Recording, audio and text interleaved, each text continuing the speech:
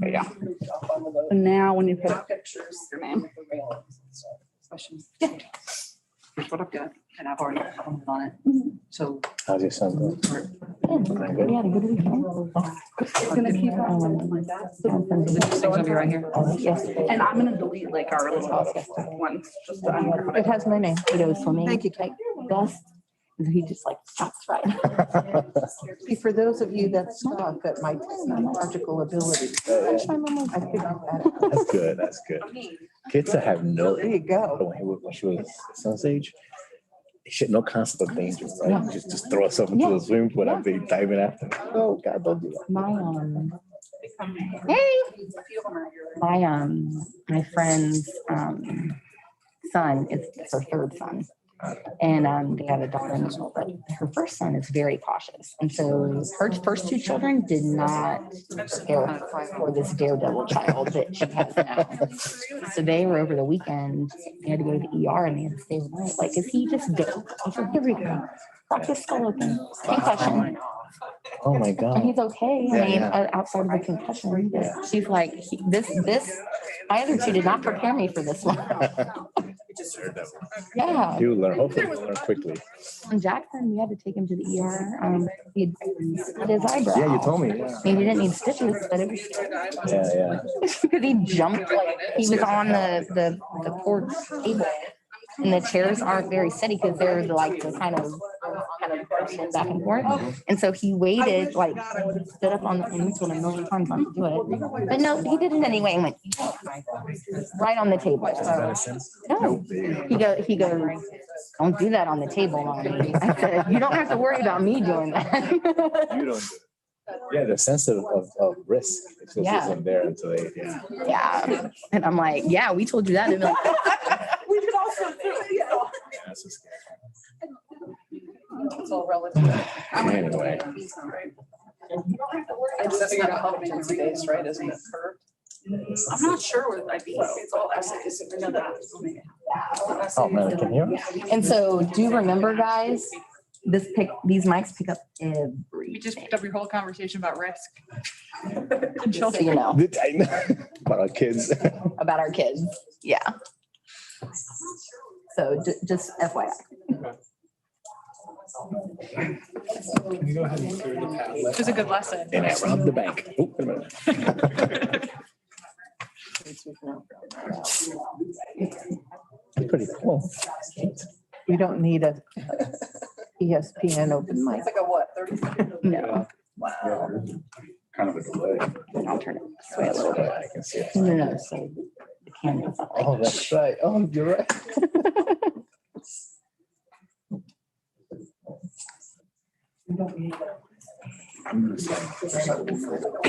Yeah, that sounds good.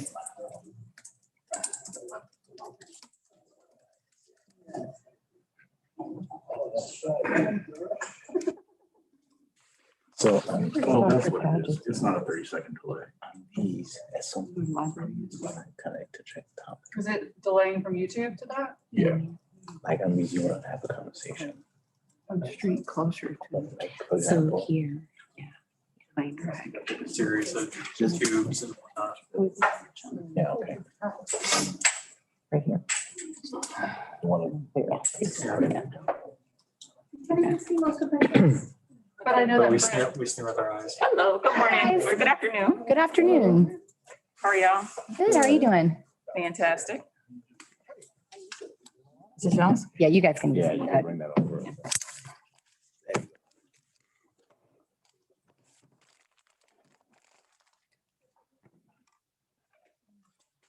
Yeah.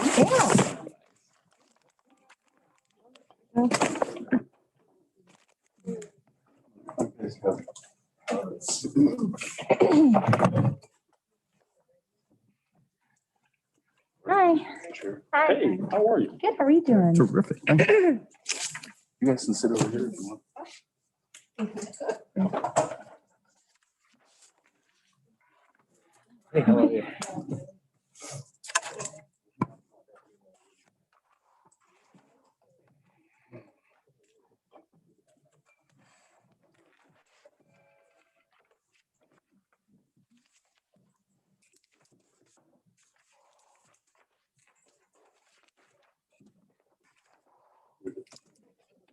Just tell me if you need any.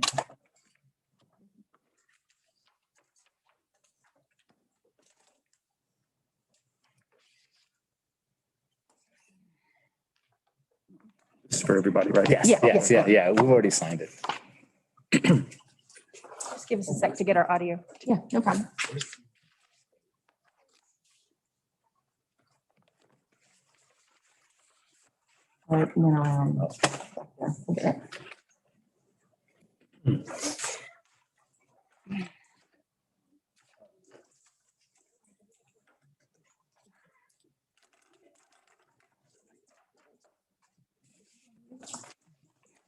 Yes. It was just there. Okay. It's hard to have.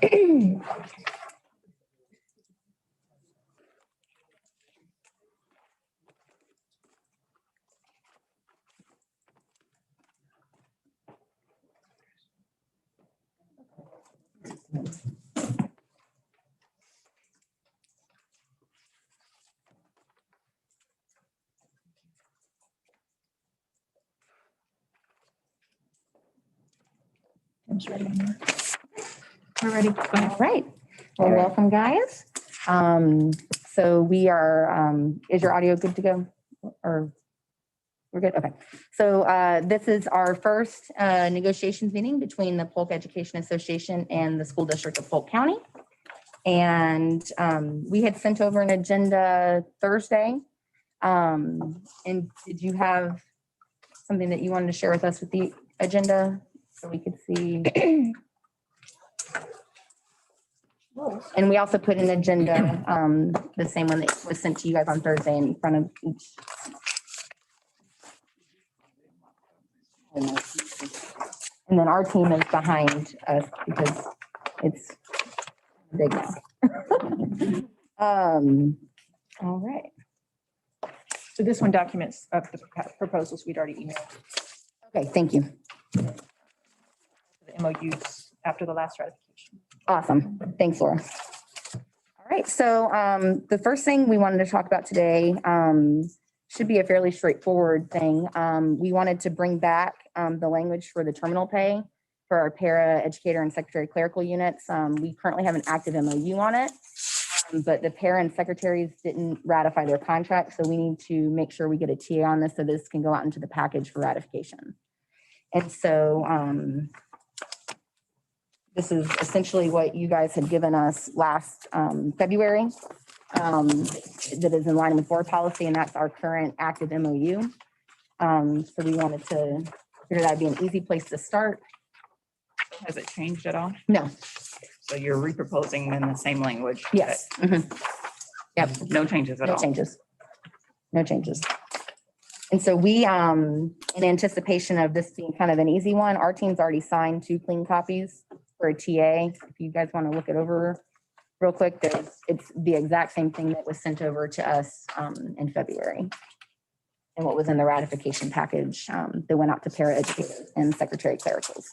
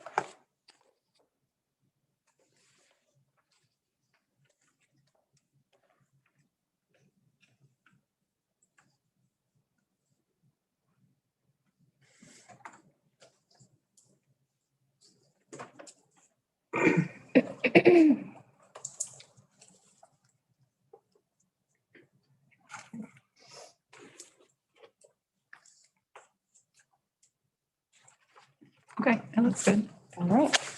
I will set over. Those are two plain.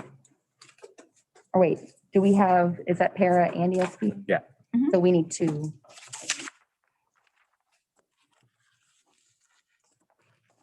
Got a pair in here. Yeah. Do you see what I'm saying? There should have been two pairs. There should have been 4 pieces of paper. Okay.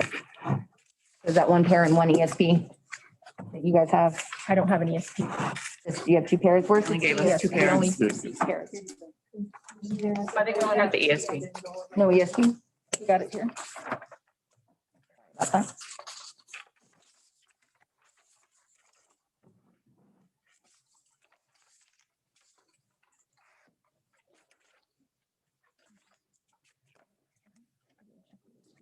It's a pair.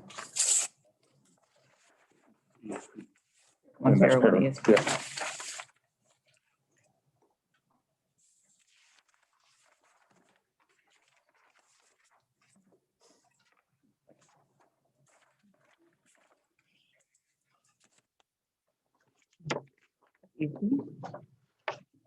Yes.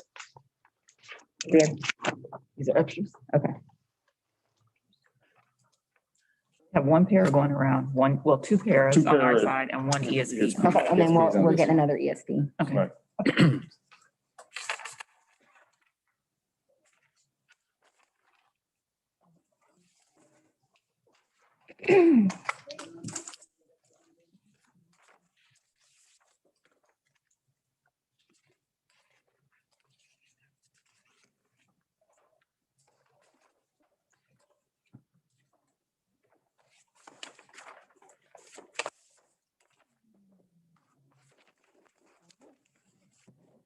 All right.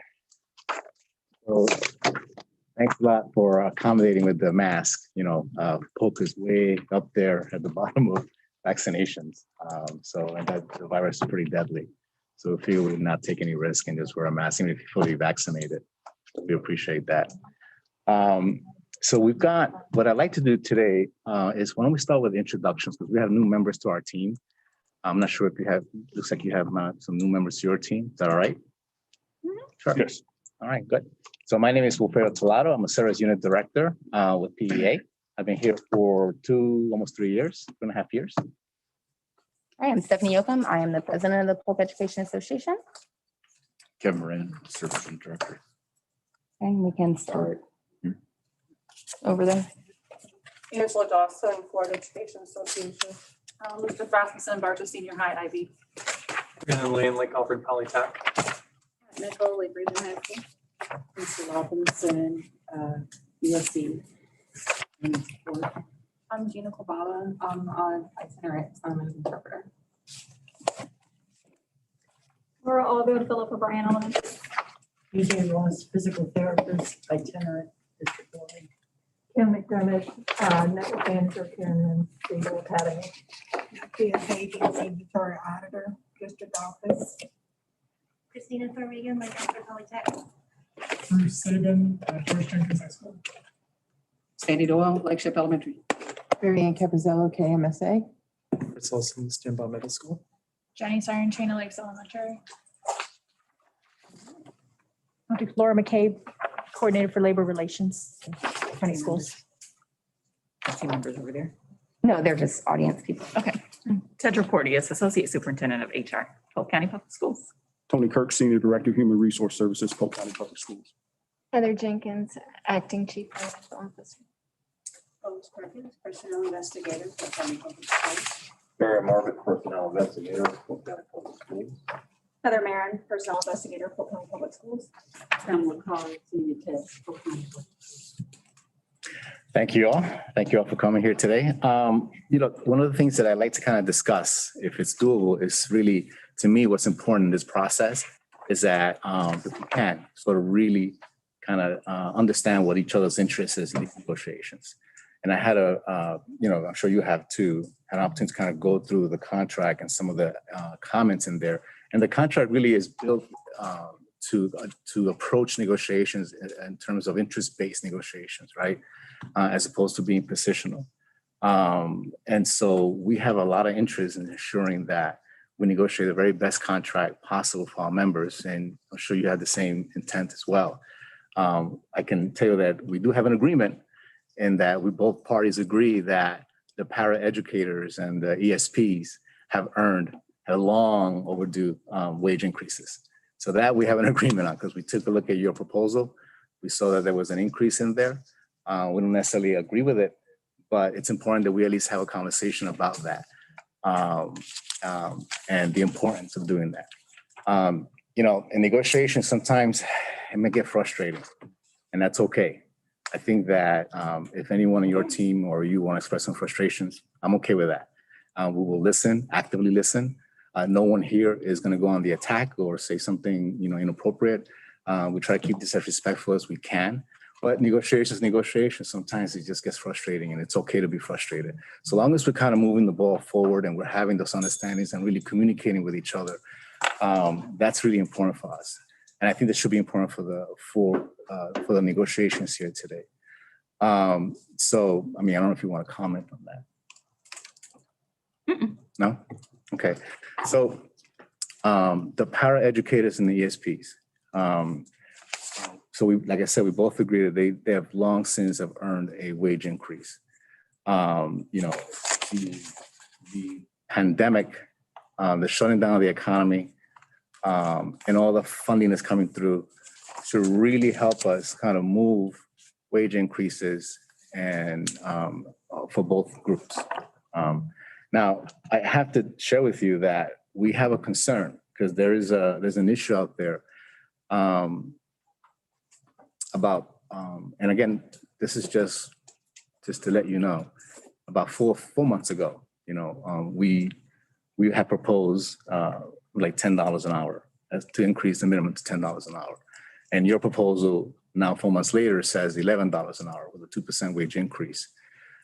So we're not exactly sure how you don't have money one moment and all of a sudden you do have something there. So that becomes sort of a credibility issue for us. We honestly believe that the paraeducators have earned a lot more than just $11 an hour. And certainly the percentages needs to be, in our opinion, it's just an opinion, a lot higher than just 2%. They have really have been overlooked, to be honest with you, for the past couple of years.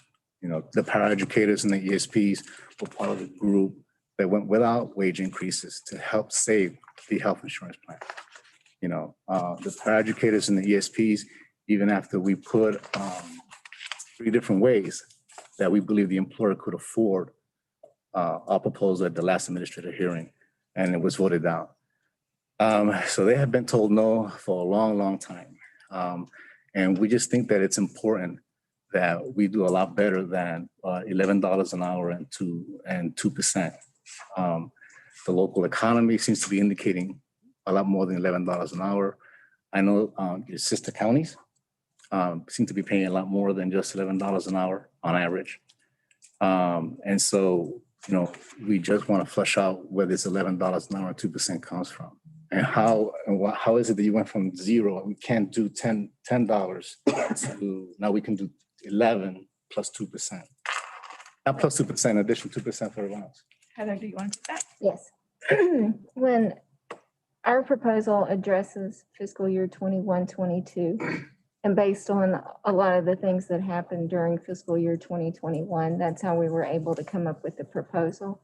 So as you know, we were able to reimburse the general fund at the end of the year using ESSER dollars for things like teachers paid for COVID leave.